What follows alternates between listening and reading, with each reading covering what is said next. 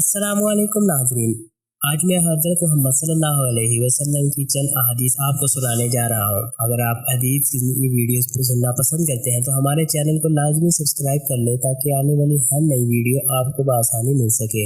کسی کا حق ماننے والا شخص۔ رسول اللہ صلی اللہ علیہ وسلم نے فرمایا، جو شخص کسی مسلمان شخص کا حق اپنی جھوٹی قسم کے ذریعے مار لے، اللہ نے اس کے لیے جہنم واجب کر دی ہے اور جنت اس پر حرام کر دی ہے۔ ایک شخص نے آپ سے پوچھا، اگرچہ وہ معمولی چیز ہو اے اللہ کے رسول؟ آپ نے فرمایا، اگرچہ وہ اراک پیلو کی ایک کٹی ہوئی شاخ ہی کیوں نہ ہو۔ قبر میں ٹھکانہ۔ جب تم میں سے کوئی شخص مر جاتا ہے تو صبح و شام اس کا ٹھکانہ جنت یا جہنم میں اس کو دکھلایا جاتا ہے اور اس سے کہا جاتا ہے کہ تمہارا ٹھکانہ ہے یہاں تک کہ تم اپنی قبر سے اٹھائے جاؤ گے۔ اللہ تعالیٰ سے دعا مانگنا۔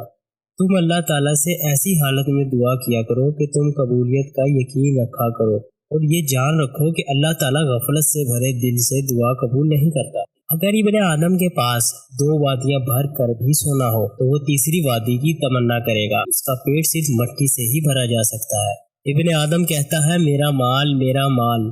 نادان، تیرا مال تو وہ ہے جو تو نے کھا کر ختم کر دیا یا پہن کر پرانا کر دیا یا خیرات کر کے آگے بھیج دیا۔ جب انسان مر جاتا ہے تو اس کا عمل موقوف ہو جاتا ہے مگر 3 چیزوں کا ثواب جاری رہتا ہے۔ نمبر 1 صدقہ جاریہ، نمبر 2 علم جس سے لوگ فائدہ اٹھائیں، نمبر 3 نیک اولاد جو اس کے لیے دعا کرے۔ جب بھی کسی قوم میں بے حیائی عام ہو جائے اور لوگ اس کا ارتکاب اعلانیہ کرنے لگے تو ان میں طاعون اور ایسی بیماریاں پھیل جاتی ہیں جو ان کے آباء و اجداد کے زمانے میں بھی نہ تھی۔ تم میں سے کوئی موت کی آرزو نہ کرے اور نہ موت آنے کی دعا کرے، کیونکہ جو کوئی تم میں سے مر جاتا ہے اس کا عمل ختم ہو جاتا ہے اور مومن کی عمر زیادہ ہونے سے بھلائی زیادہ ہوتی ہے، کیونکہ عمر زیادہ ہونے سے نیکیاں بھی زیادہ ہوتی ہیں۔